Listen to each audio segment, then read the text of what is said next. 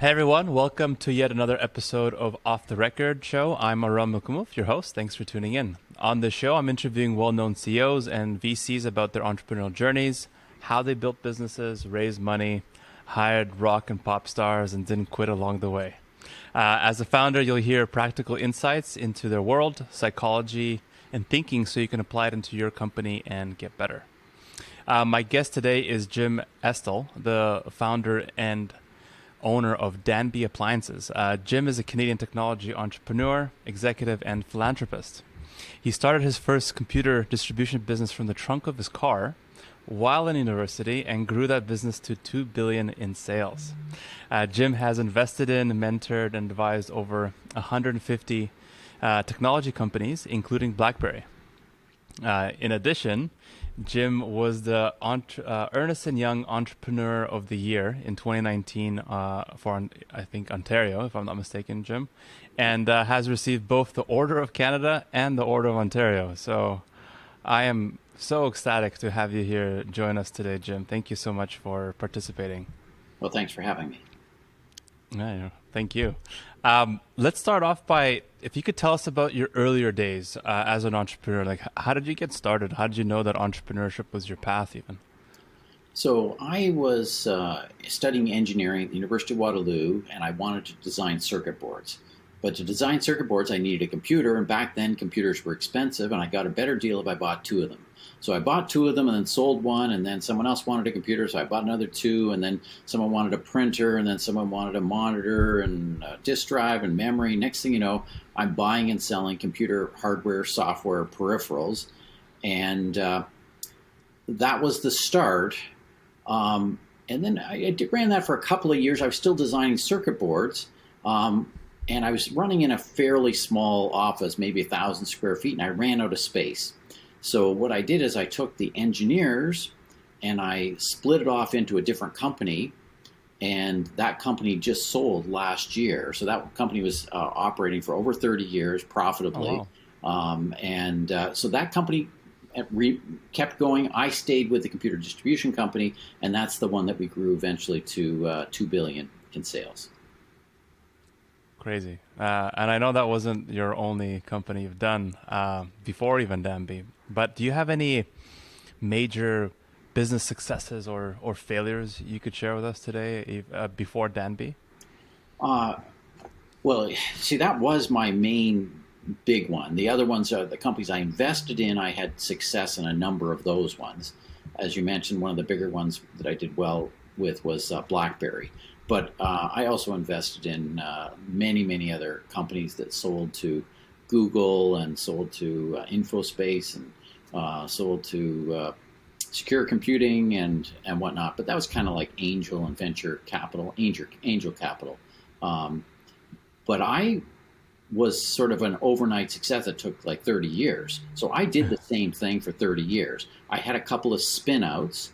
So I started a company called Simply Clean that spun out into another company, and that company got sold and is now part of Now Foods, which is, they make supplements and stuff like that. So I did have that one spin out.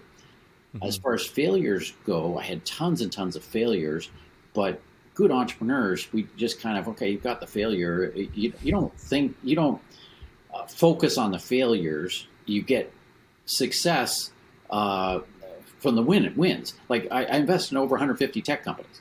I can name, I only had 25 exits. That means I had 100 that you've never heard of. Why is that? Well, because they went bankrupt. But everyone thinks you're a genius because, oh wow, you did Blackberry, oh you did Touch Bistro, oh you did ClearPath Robotics, oh you did Myovision, oh you're a genius. Yeah, I'm a genius, but no, not really. And when I was selling computers, I was distributing other people's products. So I'd sell Lexmark and HP and Microsoft and whatnot. I would sign 5 lines, and one of them would be successful, and everyone would think, oh, I'm a genius. So I signed Apple when Apple was about to go bankrupt. Everyone think, oh, what a genius, signed Apple. At the same time, I signed 4 other lines. 3 of them were walking wounded, sell a little bit. 1 of them went bankrupt. But you don't know about those because it was all done in the fail often, fail fast, fail cheap. So the failures weren't fatal. They were just goose eggs. And I live my life by goose eggs. That's what I have. All these just little goose eggs. They all are manageable. And I actually believe in failure. I want my company to have a culture of failure where having a failure does not make us a failure. Not trying makes us a failure. And I've also found that often these failures aren't long-term failures. They, in the long term, work out to be, you can sometimes make lemonade out of the lemons. There must be, though, I mean, I don't know that many people who've done what you've done, Jim, so it's quite amazing, your accomplishments to date. Is there any kind of special skill set or tradecraft that you have that allows you to kind of have thought differently to kind of succeed as an entrepreneur that others don't? Well, the main thing is I'm eccentric. So if everybody is doing something one way, then I say that's not the way to do it, because we will have no competitive advantage. If we do things exactly the way everybody else does it, what advantage do we have? So the only thing we can do is try things differently than what our competitors do. And because I've been in highly competitive industries all my life, it tends to not be one big competitive advantage. I didn't invent rocket science. Rather, it's all the little tiny, we can save 2% on shipping if we do this. We can save 4% on printing if we do that. We can save 1% here, 2% there. We can ship 10% more in a truck by doing this. So it's all these little tiny micro competitive advantages that add up to give you the advantage that you need to remain in a competitive business. And you touched upon, I think, your approach or methodology, which is fail fast, fail often. Yeah, fail often, fail fast, fail cheap. Yeah. Right. Can you expand on that a bit more? Like, I want to unpack that. Well, failure, trying things is the best experiment. So I don't actually do much market research. Rather, I try it. So bring it in, and my outlet store has products that you're going to say, well, gee, I never saw a blue fridge in the market. You're right, you didn't see it. We tried. We made a bunch of blue fridges, and now we're out selling them out at discount because that was a failure. It didn't work. But, we'll get our cost out of it maybe, or maybe we'll sell it below cost. But it's cheaper, in my experience, to try it than to research and research. Also, research only works if you're in a status quo. So if you're in exactly the same market where there's no real change, you can probably do market research. But you can't do market research where there is no market. If I can say, I'm going to have a mailbox that sits on your front porch to collect perlator and UPS parcels, you're going to say, I don't need one. You don't have one now. You don't need one. Yeah, you're right. You don't need one just yet. But within a decade, you will have some sort of parcel solution, because you're not going to want your parcel stolen, and your neighbor gets one, and your neighbor doesn't have the parcel stolen. Next thing you know, you'll have one. Tough to do market research on that, because people don't know about things that they don't currently have. It kind of reminds me, I think, of the Apple methodology around how they do marketing or creating ideas. They sometimes, if I'm not mistaken, their approach is that customers don't know exactly what they want yet. That's right. We are going to create it or think of it for them. Yeah, that's what Steve Jobs said. He said customers don't know what they want until you show it to them. And Steve, I actually took part of this market research from Steve Jobs, who I knew personally, had dinner with him more than once. And really? And oh yeah, well, because we distributed Apple. At one point, you're too young, but Apple was basically going bankrupt, and we signed it as a line. And so yeah, what I took from Steve Jobs, he was adamant on never doing market research. So I'm sort of the same thing. Just try it and see what works. And it's all about failing often. That's trying multiple things. Failing fast, so not doing it for a year or 2 years. And failing cheap. That's the one that some people forget. So I remember we had a discussion like 2 days ago on some of our new product, and we set a budget and said, great, on these, we're going to spend $500,000 on this. And That means if we fail, we've lost $500,000. If we succeed, then everyone's going to think we're geniuses, and you're not even going to know about the $500,000. You're just going to say, "Wow, I went to the outlet store. I'd never seen a product like this. Isn't this an interesting, weird product? Who ever had a handle that looked like that?" And so is it like, if you don't do the market research, how much of it is against gut instinct in terms of how you come up with ideas versus, like, I don't know, maybe, speaking to customers, or I don't know, internal innovation through your own team? So the best products come from your customers, and the best products are ones that solve a problem that you see. So you are having a problem that, I don't know, whenever you upload your podcast, it takes you 20 minutes, and someone's going to come up with a product that it takes 1 minute to do, because so solving a customer need is the best source of product. A lot of it's gut feel. When I say I don't do market research, I do believe in the wisdom of crowds, and that is, there is no expert, which means we do ask a lot of people. So we do a bunch of quick surveys to our staff and say, would you be interested in a product like this? What do you think of this? We'll try. We do this with every single product design. We send it out, and here's three pictures. Do you like the one with the curved handle or the square handle, or do you like the one with the top opening or the bottom opening? Do you like this or that? So we do a lot of that quick, but in the end, it becomes fairly gut feel, fairly intuitive, and not as scientific as people would like. Now, part of the reason is I actually, in my earlier career, did some market research, and everyone would say they buy the product, and you say you have 1,000 people say they're going to pay $1,000 for the product, and then you go and say, "Hey, great, we've got the product, and they cost $1,000. Oh, that's too expensive. We can't afford that. Oh, we didn't mean we were actually going to have to pull out our Visa card and pay $1,000, did we?" So I learned even on that people can tend to be more optimistic in their what they might spend money on, because they don't want to hurt your feelings. This is particularly true of Canadians. Nobody wants to hurt your feelings. That's the stupidest idea in the world. So, oh yeah, it's a great idea. Charge everyone who listens to podcasts $1,000. I think it's a great idea. But no, I'm not giving you my Visa. Yeah, no, it's so true about the mindset between Canada and US. It's mind-blowing for me every time I get on calls with the two different mindsets. So, very true. Jim, wanted to ask you a question, and if I'm not mistaken, you're the first guest on our show that we've had so far who's in the physical product business. So like, it's quite novel for us to get some information from you today.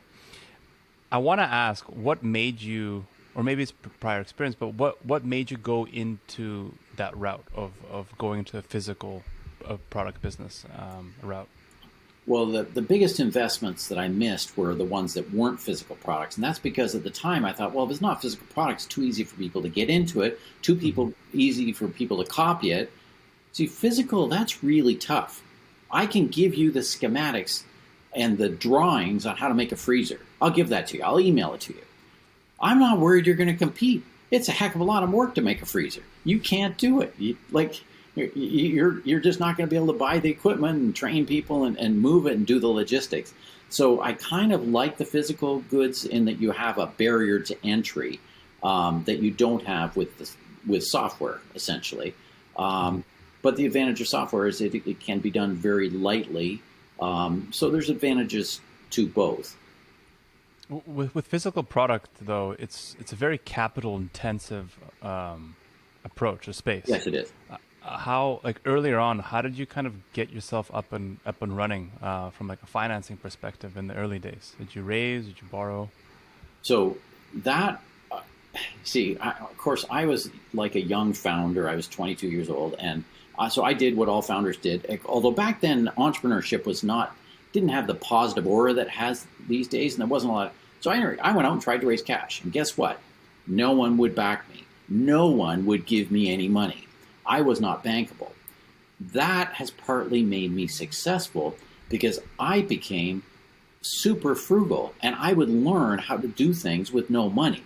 And when someone had an idea in the company, this would be 10 years later, they say, "Oh, we think we should do this." It's like, okay, who's going to pay for it? We have no money. Who's going to pay for it? And so we figured out how to do things in a very cost-effective manner. So we grew within profitability.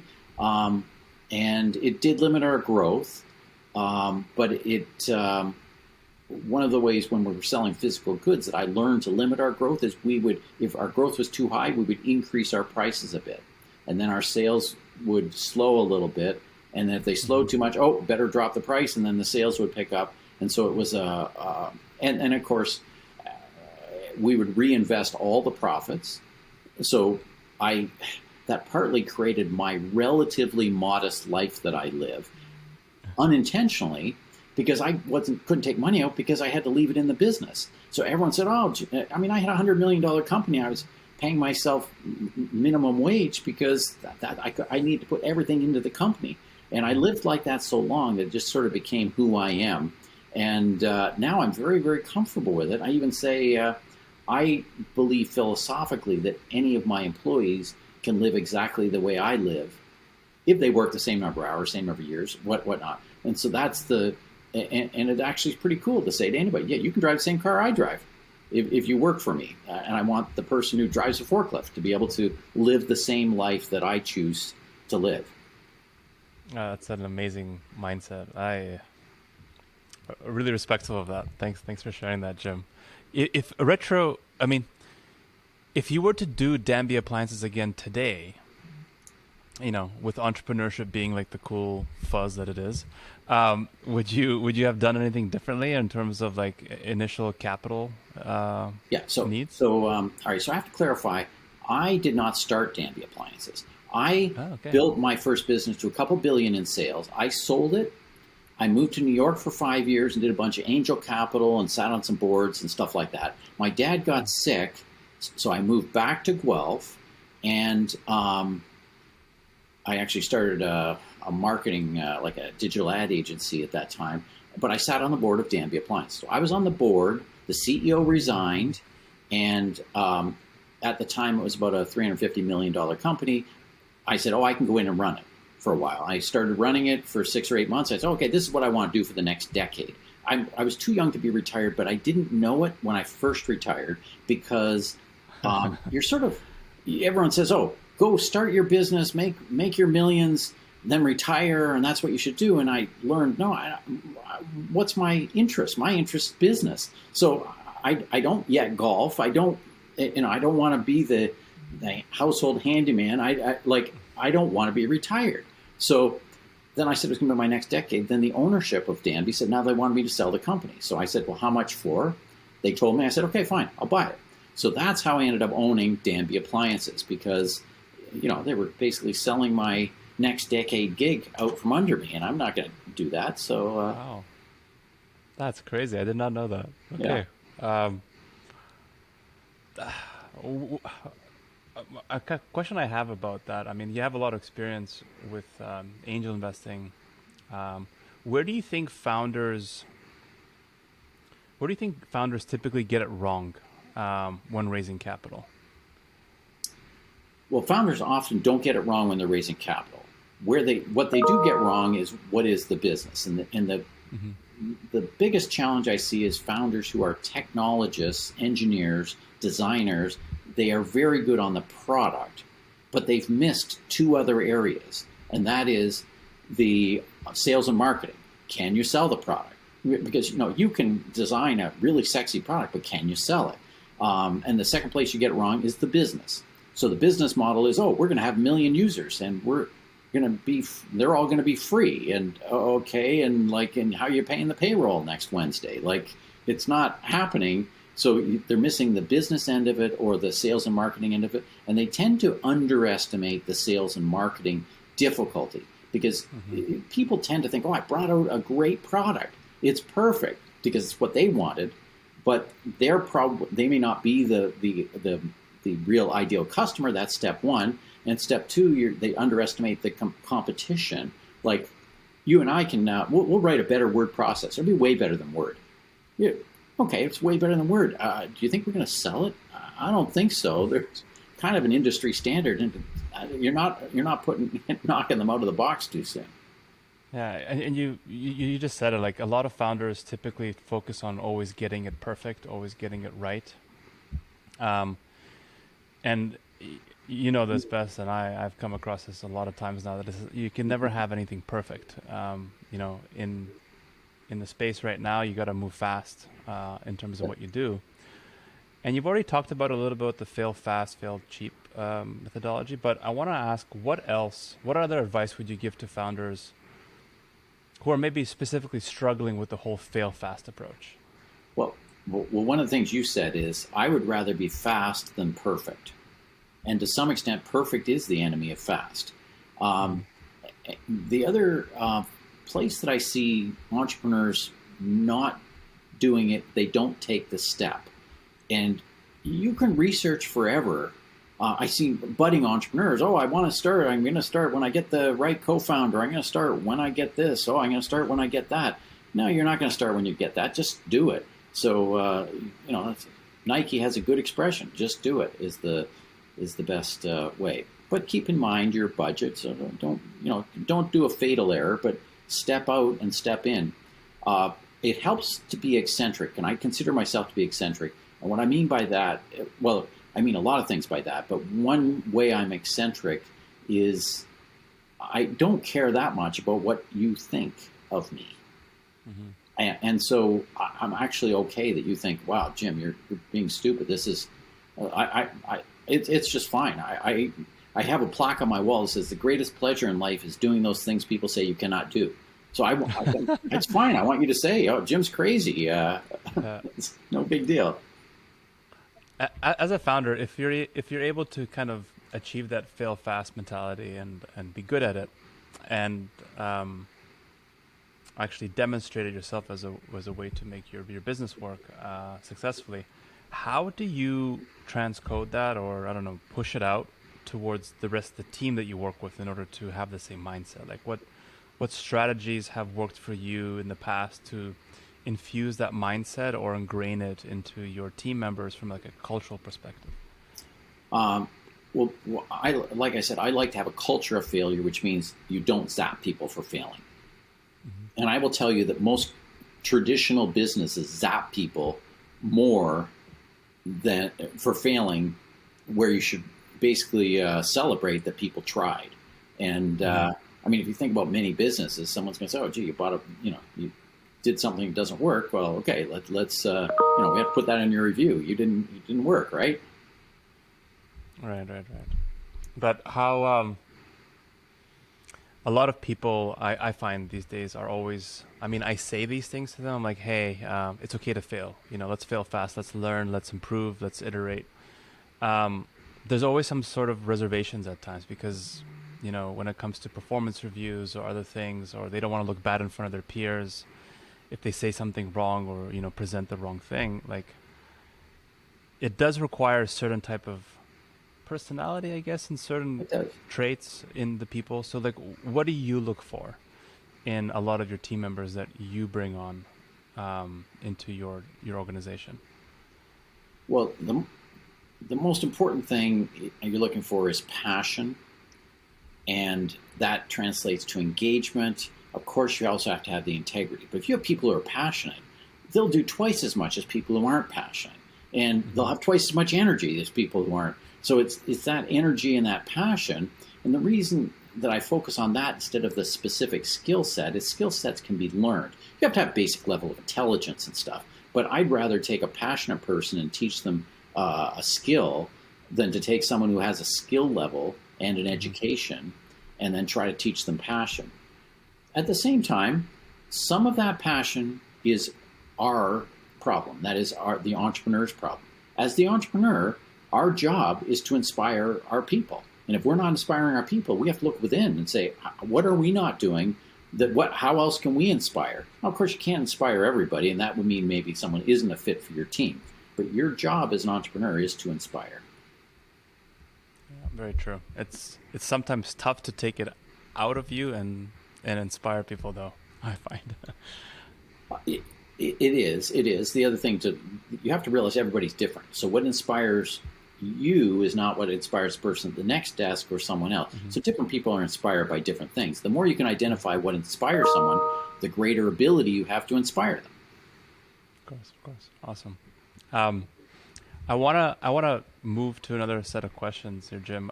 You've already touched upon it a little bit, but I really want to learn more about why you feel this way, which is around your approach around wealth. So you mentioned that you've lived kind of you have the wealth, but you live comfortably. You don't chew more than what you need, so to speak, and it's kind of your philosophy that you have. And I personally really resonated with that because I'm of the same opinion. But I would love to get your perspective if you could share with us today in terms of why you really feel that way. So partly it's because I'm eccentric. Okay. The I'm also I study time management, and things take time. So the less things I have, the less time it takes me. So that's one thing. As far as wealth goes, I believe that at the high end of the wealth scale, and I've talked to and know a lot of people at this high end of the wealth scale. I have people that are I have friends that are worth $500 million that need to make more money. Well, think about how ludicrous that is. You need to make more money when you're worth 100 million, when you're worth 50 million, whatever the number is. So once you hit that number, wealth, you need a certain amount of wealth for security. You need a certain amount of wealth for the regular comforts that you have. But beyond that, you should use your wealth to try to save the world and try to make the world a better place. That's my philosophy on wealth, and I know that's very counterculture.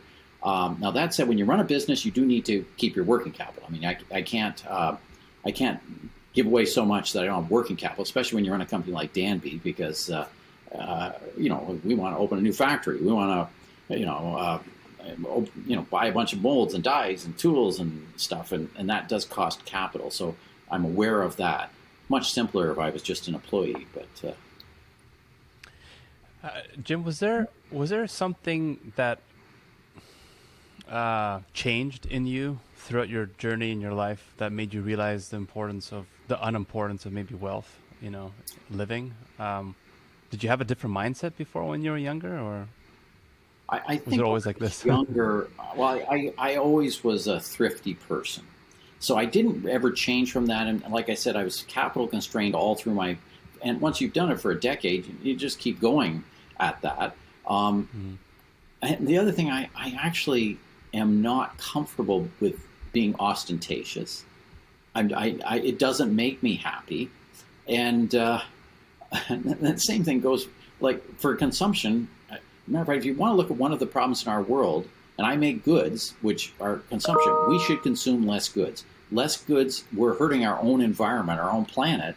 I was reading today in the news, there's floods with people dying in Belgium from flooding and stuff like that. We should try to reduce our consumption as a world. And I know this podcast is probably not going to change people's belief in that, but you're not going to be happy for having one more thing, is my opinion.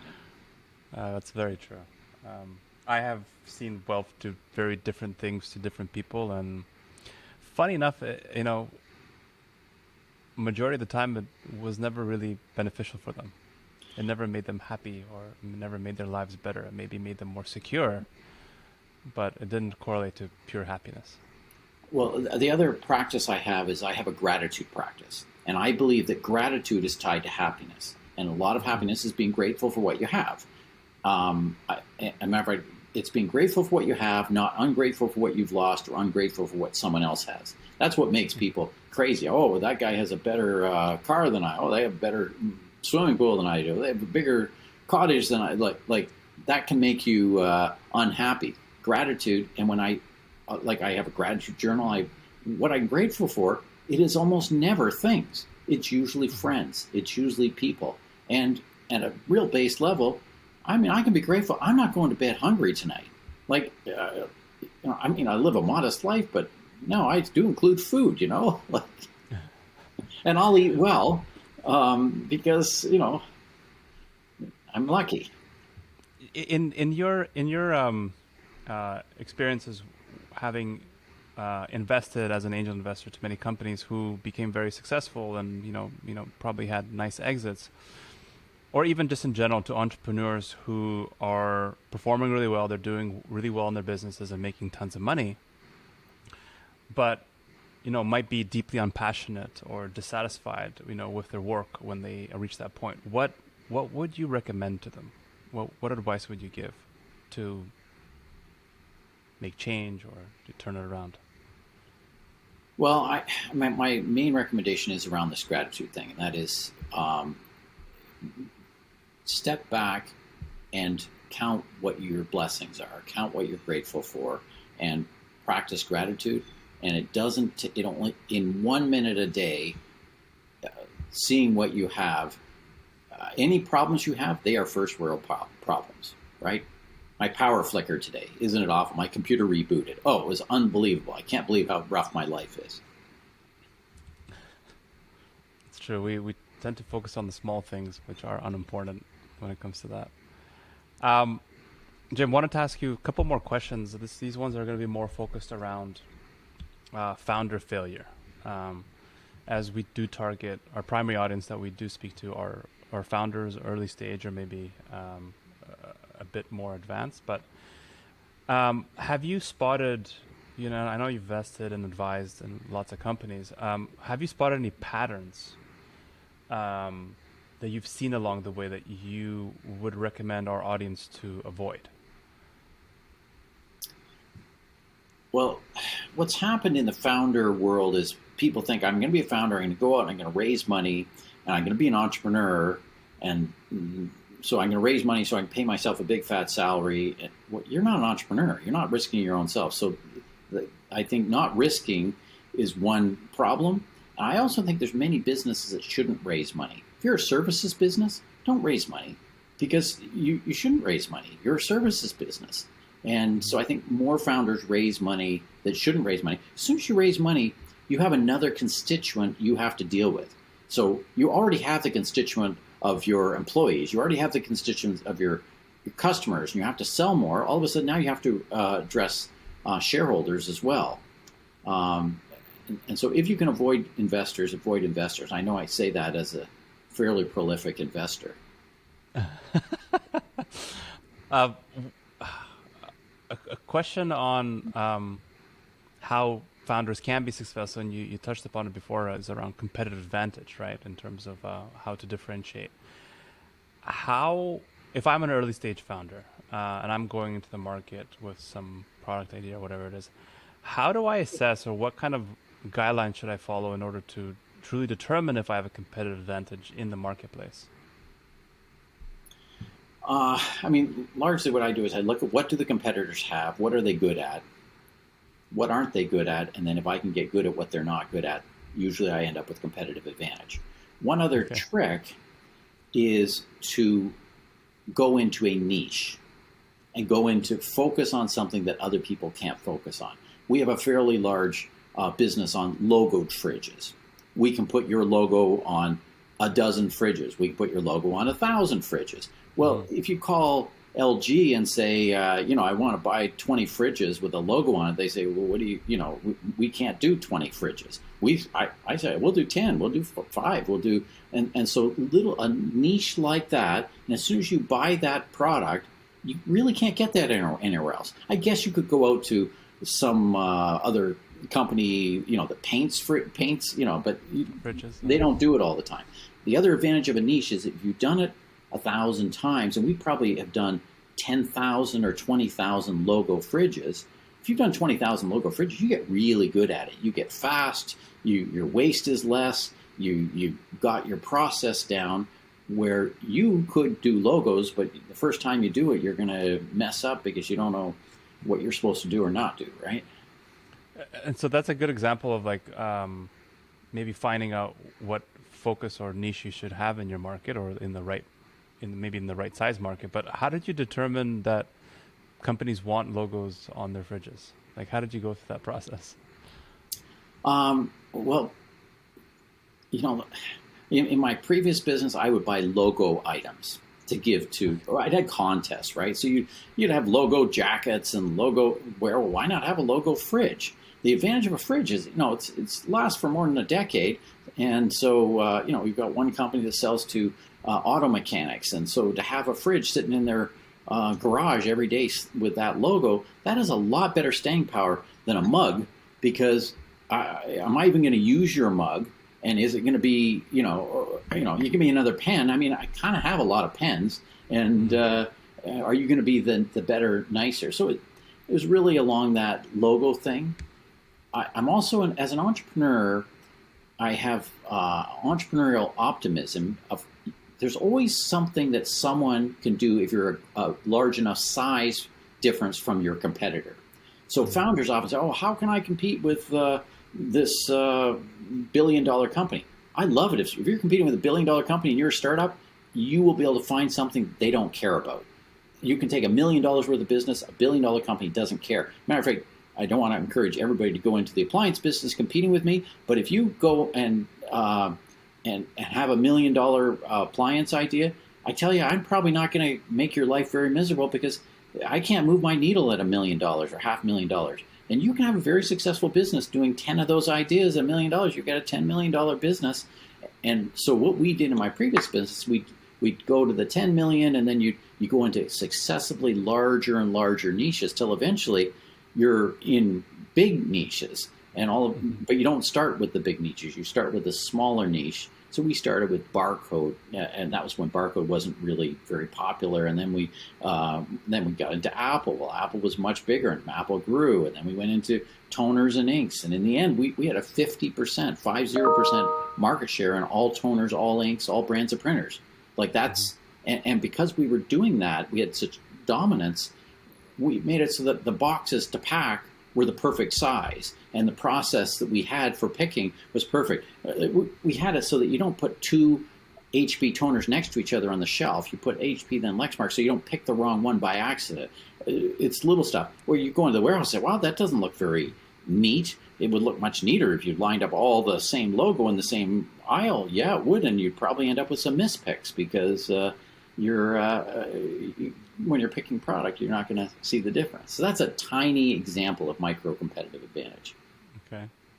When it comes to finding who to target in your initial market, a lot of people recommend focusing on your evangelists, people who are willing to maybe to pay a premium, or in that niche offering, people who are willing to pay more money for something to get it, and then using those people and that money to kickstart the rest of like some of your larger business product lines that you want to do. Did anything like that happen with you earlier on? Did you have like one specific focus where it was very targeted, maybe a bit more premium, or how do you look at that? So we didn't tend to focus at more premium. When you look at it, companies tend to disrupt from the bottom up, not from the top down. So if you look at the car industry, when Hyundai came to the market, they entered at the bottom. And if you said you had a Hyundai 20 years ago, you said, what a piece of junk. Oh, that's not a fine. If you said you bought a Hyundai Sonata today, oh, cool car. It's pretty high end. So Toyota came from the bottom end and disrupts up. And it's not like you're saying, oh, I'm going to buy the Rolls Royce, the eco Rolls Royce. No, you don't disrupt from the top down, you disrupt from the bottom up. So that's how I did it, generally. Now, that said, I also believe in listening to the customer. So find out what the customers, so you always say, is there anything else I can do for you? Any suppliers you're having problems with? So you find, oh yeah, they have great sell through on air fryers. Okay, they want an air fryer. Great. Well, we'll do an air fryer because there's high demand. They're sold out of air fryers. That's great. Mm-hmm. If it fits our niche and what we do, of course. I'm sure you've had a lot of ideas come your way, Jim, in terms of whether your team or your customers. I mean, saying no must have come up a few times in your history, in terms of saying no to different business ideas or product ideas. Of course. One of the, like when I was growing the business, one of the things I would do when I said, we're doing 50 million, I said, how do you get to be 100 million? I study when you're 100 million, how do you do 200 million? It tended to be not what I would need to do, it would be what I needed to not do. So to scale the business, it would be, I would scale, I would, what would I give up? and that often involves saying no. Now, that said, as a multi-entrepreneur, I'm terrible at saying no. I say yes way too often, and every time, and then my time gets too cramped, and I'm going to say no to everything, and then of course I get back. Oh, that's a cool idea. I'm actually quite ADD. Like, oh, there's another shiny object. Let me go at the shiny object, and then I lose interest in the shiny object. Was there any opportunity that you passed on that you regretted on, or or didn't meet your criteria, but it actually was successful? Well, sure. I mean, we talked earlier about hard goods versus software, and so I got approached to invest in a company called Lotus, and that was many years ago. And if you track what Lotus, that would have been like a huge investment at the time. I would have made a fortune on Lotus, but I said, no, nobody needs software, and they were making essentially a spreadsheet which was going to knock the existing spreadsheet SuperCalc out of the market. And I thought, you're not going to do that. And sure enough, they did. And of course, then they got knocked out later by Excel. But that was one opportunity that I missed. But I have missed a lot of opportunities, a lot of them, for sure. On that note, what I want to ask you about, like, analysis paralysis. How have you gone about managing that? You see, I don't tend to have much analysis paralysis. I notice that some founders do, some entrepreneurs do, and I encourage them not to have that. I don't have analysis paralysis because I'm impatient. And people tend to underestimate what they can accomplish in a decade and overestimate what they can accomplish in a day. But I tend to be one of those guys that, okay, so we're going to do this. Let's have it on Monday. And how tough can it be to do? I don't tend to overanalyze, and I should probably analyze more, as a matter of fact. Okay, Jim, just a couple last things. One thing I want to end off with is I want to let the audience know that you've written 2 books. One on time management, called Time Leadership: Using the Secrets of Leadership for Time Management, and more recently, 0 to 2 billion: The Marketing and Branding Story Behind the Growth. What can someone reading those books expect to learn from them? Well, the time management one is old, so they're going to expect to hear about some old technologies, but time management doesn't change. The reason I wrote that one is my fundamental belief in business. It's how you spend your time will determine your success. And everything is about priorities and whatnot. So that's what you get from time management. I wrote it when I was more driven potentially than I am now. I've learned as I've gotten older, I'm a little more mellow. If you read the book, you're going to think, wow, this guy's totally too much by the clock. The 0 to 2 billion, that's just a bunch of marketing philosophies. It's a collection of blog entries that I wrote around marketing. And most of that is guerrilla marketing because, again, I didn't have a lot of money. So how's the best way to get bang for your marketing without spending much money?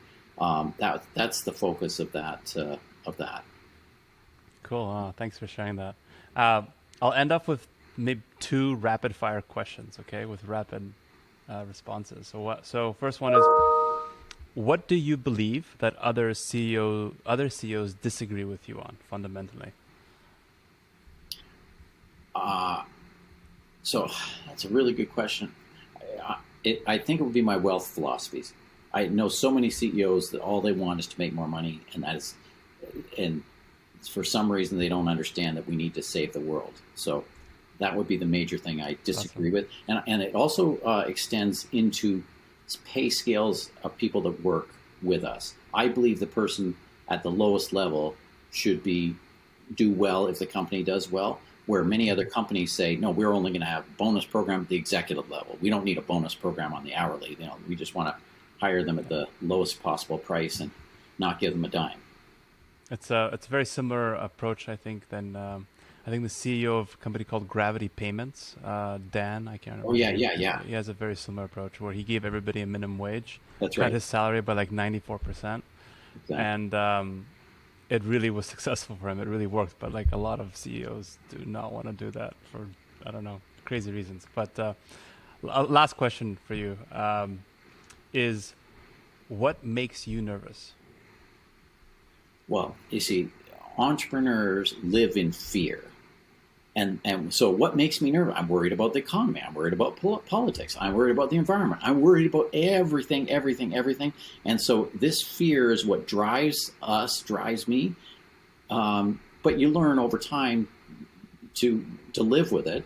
It just is what it is. Like, what's happening with inflation? Like, what's happening with there's a post-pandemic economy. What's the post-pandemic economy going to be? We actually had a good boost in freezer sales because of the pandemic. Everyone didn't want to go grocery shopping as much. Now, what's going to happen after that? Is no one going to buy any freezers because they all have freezers now, right?